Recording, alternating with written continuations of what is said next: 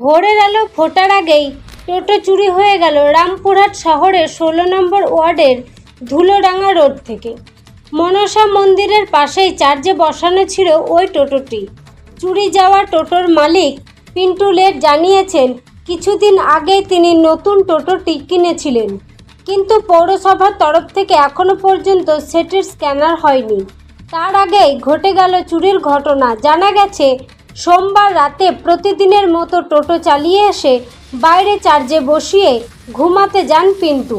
পরে তার স্ত্রী ঘুম থেকে উঠে দেখতে পান টোটোটি নিখোঁজ। এরপরেই বিষয়টি পিন্টু লেটকে জানান এবং তারা দ্রুত রামপুরহাট থানায় অভিযোগ জানান। রামপুরহাট থানার পুলিশ ইতিমধ্যেই ঘটনার তদন্ত শুরু করেছে। স্থানীয় সিসিটিভি ফুটেজ খতিয়ে দেখা হচ্ছে। যদিও ফুটেজে একটি ছায়ামূর্তি দেখা গেলেও এখনো পর্যন্ত চুরি যাওয়া টোটোটির কোনো হদিশ মেলেনি। এলাকায় এই ঘটনায় চাঞ্চল্য ছড়িয়েছে। তদন্তে নেমেছে police. Bureau report, Tarapith TV. ঘটনা ঘটেছে এই যে দাদা টোটোটা রাত্রে ভাড়া নিয়ে গেছিলাম, ভাড়ার পরে চার্জ শেষ হয়ে যাওয়ার পর বাড়িতে রাখলাম।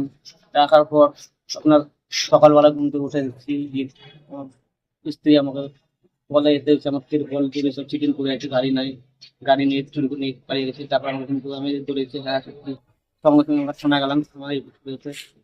থানায় আবার ডাকলো আমাদেরকে, সিসিটিভি ফুটেজ দেখে গাড়িটা মানে এইদিকে চলে গেলো। তারপর হাসপাতালে ভর্তি, আর অন্ধকারে কিছু বোঝা গেল না।